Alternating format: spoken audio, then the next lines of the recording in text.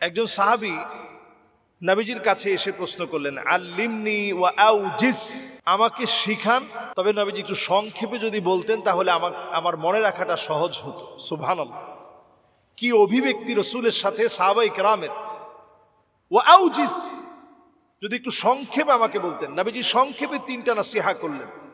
1 নম্বর নসিহা, ইযা কুমতা ফি সালাতিকা ফাসাল্লি সালাতা মুওয়াদ্দিইন, তুমি যখন নামাজ পড়বে জীবনের শেষ নামাজ বলে তোমার নামাজটাকে মনে করবা, তোমার নামাজকে বিদায়ী নামাজ বলে তুমি মনে করবে।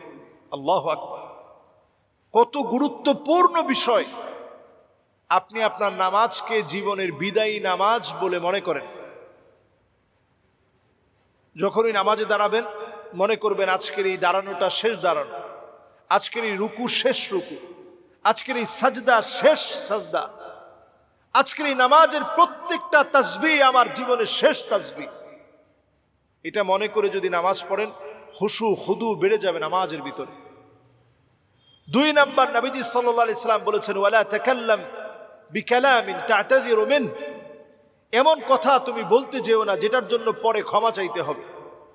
আমাদের দেশে দেখা যায় রাজনীতিবিদ বলেন, রাজনৈতিক নেতা বলেন, এমনকি আমাদের ভিতরে বলেন, অসংখ্য মানুষের ভিতরে এই বদ অভ্যাস চলে আসছে, ভুলভাল তথ্য দেওয়া, ভুলভাল কথা বলা, যে তথ্যের আগা মাথা নাই এমন তথ্যগুলো ছড়িয়ে দেয়া। নবীজি সাল্লাল্লাহু আলাইহি সাল্লাম পরিষ্কারভাবে বললেন, এমন কথা বলতে যেও না যেটার কারণে পরে তোমাকে ক্ষমা চাইতে হয়, লজ্জিত হতে হয়। এমন কথা বলতে যেও না। এবং আমরা অনেক সময় এইরকম কথা বলি, ইন্নাল আবদা লা ইয়াতাকাল্লাম বিল কালিমা, মুখে যা আসছে সেটাই বলে ফেলি।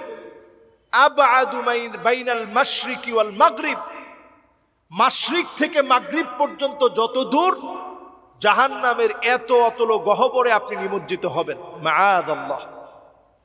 এজন্য আল্লাহর কাছে পানাহ চাওয়া, অনর্থক অথর্ব কথাবার্তা বলা থেকে আল্লাহর কাছে পানাহ চেয়ে নেওয়া, আল্লাহর কাছে মাফ চেয়ে নেওয়া, অনর্থক কথাবার্তা বলা থেকে আল্লাহর কাছে সব সময় মাফ চাওয়া, এই অভ্যাস নিজের জীবনের অভ্যাস বানিয়ে ফেলা।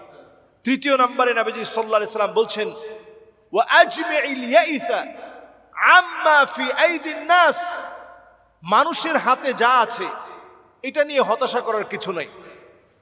কারো টাকা আছে, সম্পত্তি আছে, গাড়ি আছে, বাড়ি আছে, এটা যেন আপনাকে হতাশার মধ্যে ফেলে না দেয়, আপনাকে যেন একেবারে নিরাশ করে না দেয়, বরং আপনার কাছে যা আছে এটা নিয়ে আপনি খুশি থাকেন। আল্লাহর কাছে আপনি এটা নিয়েই আপনি প্রাউড ফিল করেন যে আমার কাছে অনেক কিছু আছে, আল্লাহ আমাকে অনেক কিছু দিয়েছেন। যদি প্রাউড ফিল করতে পারেন তবেই আপনি মনে করবেন আল্লাহ রাব্বুল আলামিন এই 3টা নসিহা মেনে আল্লাহ তাআলা আপনাকে আমাকে অনেক কিছু দিবেন।